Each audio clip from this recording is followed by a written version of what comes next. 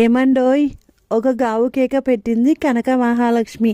వీధి వదండాలో సావకాశంగా పేపర్ తిరగేస్తున్న ఆ ఏవండి తుల్లిపడి ఉడిపడుతున్న లుంగీ కట్టుకుంటూ లోపలికి లేచి పరిగెత్తాడు.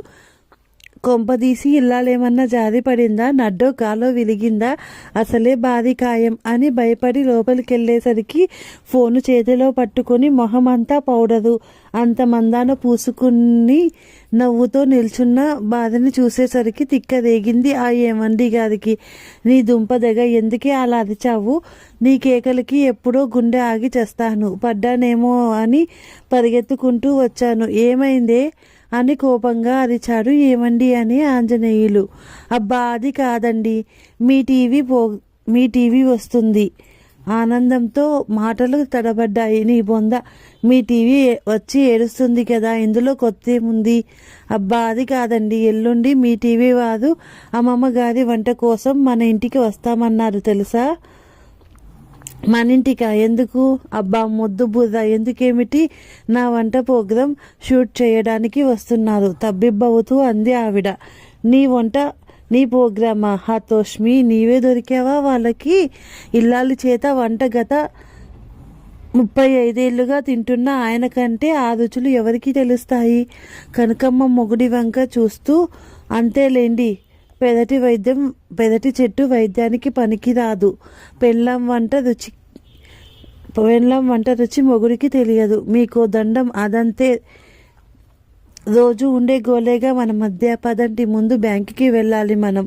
బట్టలు మార్చుకోండి, ఆర్డర్ వేసింది. బ్యాంకుకి ఎందుకు? నీ వంటలకి ఎన్ని వేలు కావాలేమిటి డబ్బు? వెటకారంగా అన్నాడు ఆయన. కనకమ్మ నుదిట కొట్టుకొని, ఇదే అయోమయం మొగుడమ్మా. రోజు టీవీలో నాతో పాటు వంటల ప్రోగ్రాం చూస్తున్నారుగా, కళ్ళింత చేసుకొని చూడక చేస్తానా? రిమోట్ నా చేతికి ఇస్తే కదా, అమాయకంగా అన్నారాయన. చూడండి, వంటల ప్రోగ్రాంలో అందరూ చక్కగా వెండి కటోరీలు, పళ్ళాలు, బౌల్స్ అన్నీ ఎంత నిగనిగలాడుతూ చక్కగా అలంకరిస్తారు కదా. కటోరీలలో పంచదార, పిండి కూరలు అన్నీ నింపి పెడతారు కదా. ఆవాలు, జీలకర్ర, ఉల్లిపాయ ముక్కలకు వెండి సామానెందుకు? స్టీలు బొచ్చలు ఇంటి నిండా ఉన్నాయి కదా. ఇప్పుడు బ్యాంకుకి వెళ్ళి అవన్నీ తెచ్చి ఇంట్లో పెట్టుకుంటే రోజులు అసలే బాగాలేవు అన్నారు. చాలే, ఊరుకోండి. వెండి సామానే కాదు, నగలు తెచ్చుకోవాలి. ఇదేమన్నా పెళ్ళా? పండగ నగలు దిగేసుకోవడానికి మళ్ళీ ఓ అడ్డుపుల్ల వేశాడు. నా కర్మ, అందరూ ఆడవాళ్ళు చక్కగా పట్టు చీరలు కట్టుకొని ఒంటి నిండా నగలు పెట్టుకొని మహాలక్ష్మిలా కలకలలాడిపోతుంటారు. చూడలేదా? పెళ్ళాం చక్కగా కనపడాలన్న ఆరాటం ఏ కోశానా లేదు. మీతో వాదించే టైం లేదు. మీరు రానంటే నేనే ఆటోలో వెళ్తా. అంత బంగారం వెండి పట్టుకొని ఆటోలో వస్తే ఏదైనా అయితే నన్ను అనవద్దు, కోపంగా అంది. పతిదేవుడు గతి లేక సతి వెన్నంటాడు. బ్యాంకు నుంచి నగల షాపుకు వెళ్ళి వెండి సామాన్లు పాలిష్ పెట్టి తెచ్చింది. రాగానే బీరువాలో చీరలన్నీ అటు ఇటు లాగి మంచి రంగు బ్లౌజ్ ఉన్న చీర సెలెక్ట్ చేసుకుంది. టైం లేదు, లేకపోతే కొత్త చీర కొనుక్కుందు అనుకుంది.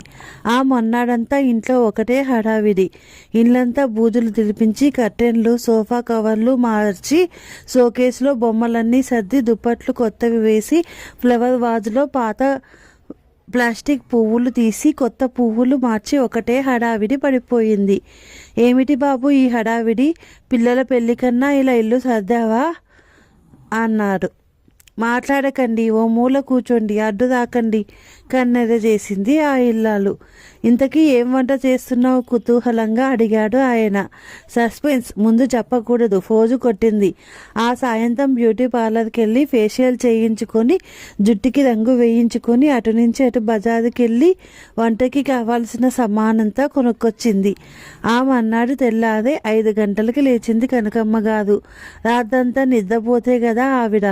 ఎలా నిద్రపడుతుంది? టీవీలో పడడం అంటే మజాకానా మరి? ఎన్నిసార్లు ఎస్ఎంఎస్లు, ఉత్తరాలు పంపింది. ఆఖరికి దేవుడు కదిలించాడు. గుమ్మం ముందు రకరకాల రంగురంగుల రంగవల్లులు దిద్ది పూల రేకులతో మీ టీవీకి స్వాగతం అంటూ రాసి బంతి పూల మాలలు గుమ్మానికి అలంకరించి వంటకి కావలసిన సరంజామా అంతా వెండి గిన్నెల నిండా సర్దింది. కూరలని తరిగి పెట్టింది. ఏర్పాట్లన్నీ పూర్తయ్యేసరికి అలసిపోయి వేడి వేడి నీళ్లు పోసుకొని వేడి కాఫీతో యాస్ప్రిన్ వేసుకుంది. మీ టీవీ రాక ఇరుగు పొరుగు వారికి నిన్ననే తెలిసింది. తెలియని వారందరికీ స్వయంగా ఆవిడే ఫోన్ చేసి గర్వంగా చెప్పేసింది. ఆడపడుచుకి చెల్లెలకి ఫోన్ చేసి సహాయానికి రమ్మంది. ఇరుగు పొరుగు వస్తామంటే అబ్బే ఇంతమంది వస్తే గోల అవుతుందంటారు, అయినా టీవీలో ఎలాగైనా చూస్తారుగా అనేసింది.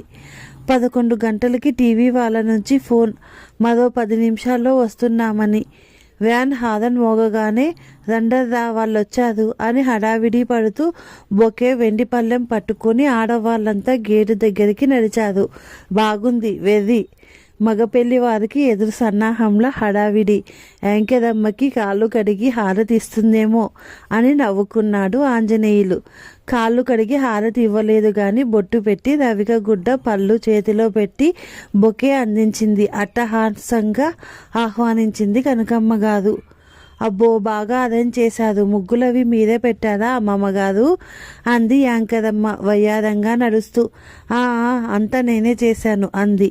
కానీ మనస్సులో అమ్మమ్మగారు అనడం ఎందుకు, నేనేం అంత ముసల్దాన్లా కనపడుతున్నానా అనుకుంది. కెమెరాలు, లైట్లు, మనుషులు లోపలికి నడిచారు.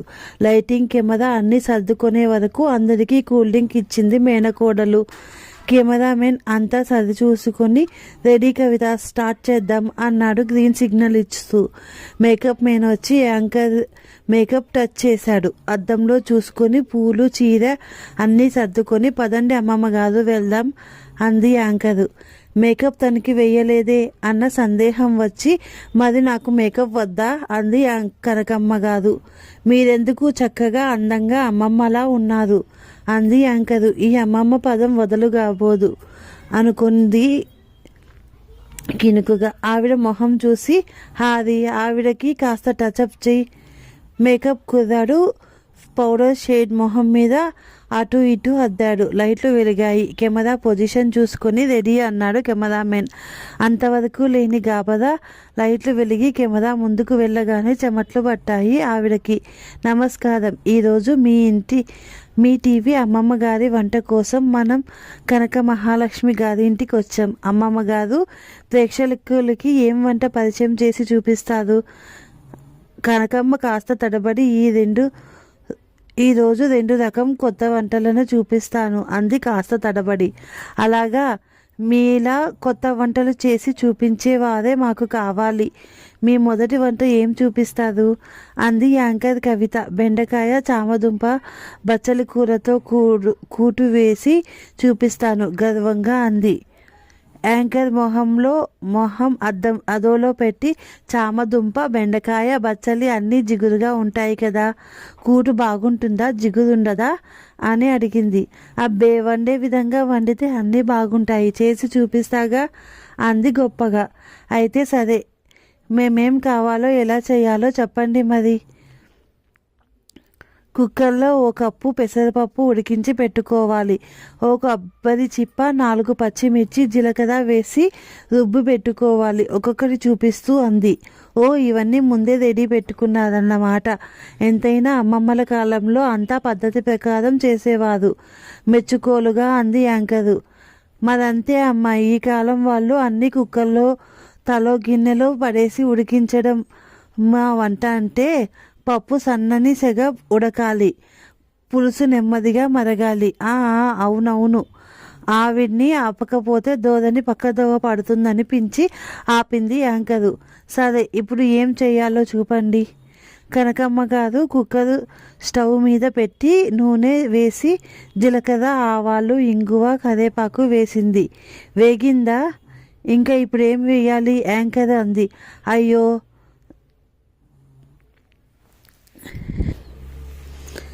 అయ్యో దానమ్మ కడుపుడక, తొందరపడితే ఎలా అమ్మాయి? పోపు వేగద్దా? ఆవాలు చిటపటలాడద్దా? అయినా మీ టీవీ వంటల్లో పోపు వేస్తారు, అవి వేగకుండా దాని మీద ఉల్లిపాయ ముక్కలు, టమోటా ముక్కలు, కూరలు అన్నీ వేసేస్తుంటారు. అప్పుడు అడుగున పోపు ఎలా వేగుతుంది? ఆవాలు కసకసలాడవు. నేను ఎన్నిసార్లు మీకు ఓ కార్డు దాసి పడేద్దాం అనుకున్నాను. అంతేకాదు ప్రతి వంటలో ఇంత అల్లం వెల్లుల్లి ముద్ద వేసి పడేస్తారు. అన్నీ ఒకే రుచిలో ఉండవు. కూరలు హాస్యంగా అన్నట్టు దులపడం మొదలుపెట్టింది కనకమ్మ. వెంకటమ్మ బిక్కమొహం పెట్టి, అవునా అమ్మమ్మ గారు, అలా వేయకూడదా అంది ఏడవలేని నవ్వు నవ్వి. పోపు వేగాక ఓ గ్లాస్ నీళ్లు పోసి అందులో బెండకాయ ముక్కలు, బచ్చలి ఆకు, ఉడికించిన చామ దుంపలు, పెసరపప్పు, కొబ్బరి ముద్ద అన్నీ వేసింది. ఇప్పుడేం చెయ్యాలి అమ్మమ్మ గారు? ఏం చేయడం ఏమిటి, అన్నీ ఉడకొద్దు మరి అంటూ కుక్కర్ మూత పెట్టింది. ఇది వరకు కూర చూసారా? ఇది వరకు కూర చేశారా? ఇదే మొదటిసారా? ఆవిడ అన్నీ కలిపి కుక్కర్ ఉడికించడం చూసి సందేహంగా అడిగింది వెంకటమ్మ. ఓ చాలాసార్లు చేశా. ఇందులో ఉండే కూరలన్నింటిలో పుష్కలంగా విటమిన్లు, ప్రోటీన్లు అన్నీ ఉన్నాయి. తినేదేదో కాస్త హెల్తీ ఫుడ్ తినాలమ్మా.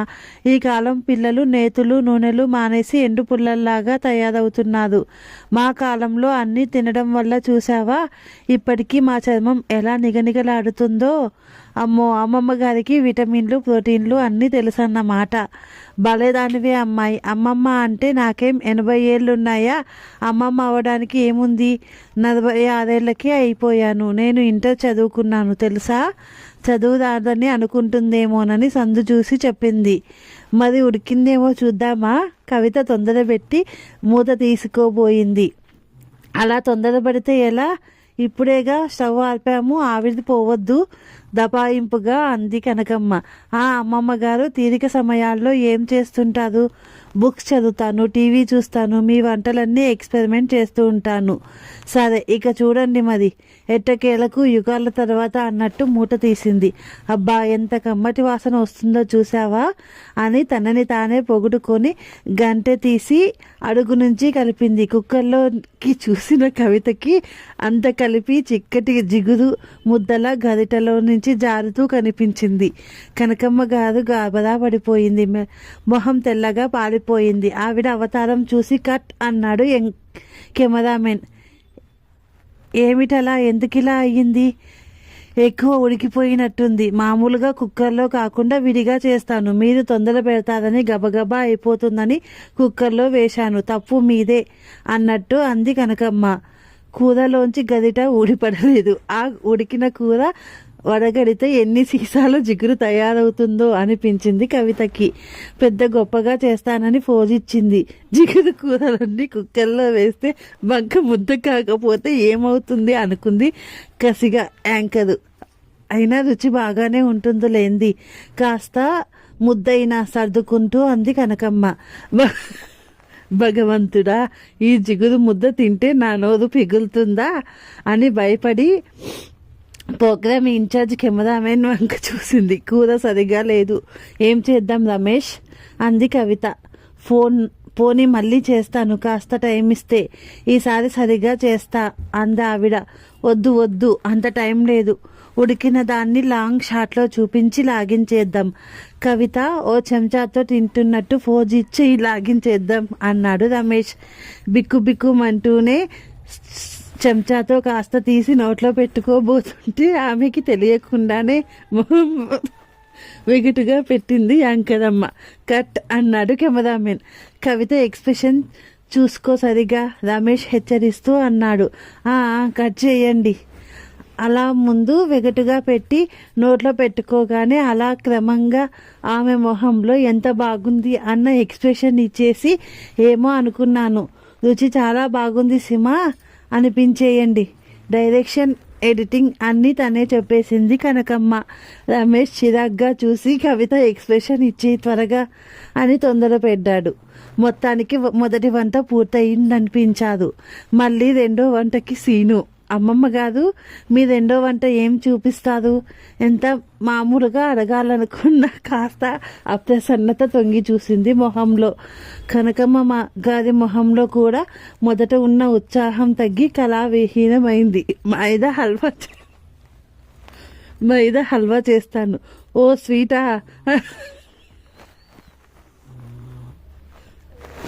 స్వీటా? అని పైకి మైదా హల్వా చేస్తాను ఓ స్వీటా అని పైకి అనుకొని ఇది మాదో బంక ముద్ద చేసి నా మొహాన పడేసేలా ఉంది అని అనుకొని సరే మొదలు పెట్టండి మరి అంది. కనకమ్మ స్టవ్ వెలిగించి మూకుడు పెట్టి ఓ గ్లాసు నీళ్లు పోసి మైదా కలిపి మూకిడిలో పోసింది. దాంట్లో ఓ గ్లాసు పంచదార కూడా వేసి తిప్పడం మొదలుపెట్టింది. ఇంకేం వేయాలి దీంట్లో అని అడిగింది కవిత. కాస్త ఉడికి ముద్దగా అయినాక నెయ్యి వేయాలి. హల్వా అంటే మరి నెయ్యి కదా. ఇలా తిప్పుతూ గట్టి పడ్డాక కాస్త నెయ్యి వేయాలి. సరే ఈలోగా మీకు తెలిసిన ఓ చిట్కా చెప్పండి మరి అంది అలవాటుగా. ఓ దానికేం భాగ్యం, బోలెడు వచ్చు. మనం నిమ్మకాయ రసం పిండాక ఆ డిప్పలు పడేయకుండా మొహం చేతులకి రాసుకుంటే చర్మం నిగారింపుగా వస్తుంది. నేను అలాగే చేస్తాను, అందుకే నా చర్మం ఇలా ఉంది అంది గప్పగా. చిట్కా చెప్తూ గదిట తిప్పడం మర్చిపోయింది కనకమ్మ గారు. హైలో ఉందేమో స్టవ్. నిమిషంలో మూకుడులో ముద్ద అడుగంటి మాడు వాసన మొదలయ్యింది. కవిత గాబరాగా స్టవ్ ఆర్పేసింది. నా మతి మండ, సమయానికి స్టవ్ ఆర్పేశావు, అడగంట లేదులే అంటూ నెయ్యి పోసి మళ్ళీ తిప్పడం మొదలుపెట్టింది. అడుగంటిన తెల్ల ముద్ద రంగు మారింది. అదేం చూడనట్టు తిప్పుతున్న హల్వా అలాగే ఆవిడ మొహం మాడింది. హల్వా కాస్త గట్టిపడగానే జీడిపప్పులు, కిస్మిస్లు, యాలకిలు వేసి పళ్ళెంలో దిమ్మరించి హల్వా రెడీ. రుచి చూసి చెప్పండి మరి నవ్వుతూ పోజిచ్చింది. ఇదో జిగురు ముద్ద. చిన్నప్పుడు అమ్మ పుస్తకాలు అంటించుకోవడానికి మైదా ఉడకబెట్టి ఇచ్చిన ముద్దలా ఉంది అనుకుంది. ఏదో స్వీట్ కనుక కాస్త తీయగా ఉంటుంది కనుక ఆ కూరంతా ఘోరంగా ఉండదులే అనుకుని స్పూన్తో 2 జీడిపప్పులు తీసి నోట్లో వేసుకుంది యాంకరు. ముందు మాడు వాసన, తర్వాత పచ్చి మైదా రుచి బాగున్నది. ఏదైనా ఉంటే జీడిపప్పుల రుచి బాగుంది అని నవ్వు పులుముకొని మీరు తినండి, రుచి చూడండి అంటూ అందరికీ ఇచ్చింది కనకమ్మ. అందరూ నోట్లో పెట్టుకొని అతి కష్టం మీద నవ్వులు మొహాన పులుముకొని బాగుంది అంటూ అడ్డంగా నిలువుగా తలాడించారు. ఇంత మంచి వంటలు చేసి చూపించినందుకు మీ టీవీ తరఫున మీకు ఈ చీర అందిస్తూ అంది కవిత. షూటింగ్ పూర్తయి బతుకు జీవుడా అన్నట్టు గబగబా కెమెరాలు, లైట్లు సర్దుకొని బయటపడ్డారంతా. మామూలుగా అయితే స్నాక్స్, టిఫిన్లు చేసినవి రోజు అందరూ పలహారాలు రుచి చూసి వెళ్ళేవారు. ఆ రోజు చేసినవి ఎక్కడ తినమంటారో అన్నట్టు ఎవరో తరిమినట్టు బయటపడ్డారంతా. ఏమిటయ్యా రమేష్, ఇంతకంటే మంచి సెలక్షన్ దొరకలేదా సెలెక్ట్ చేయడానికి?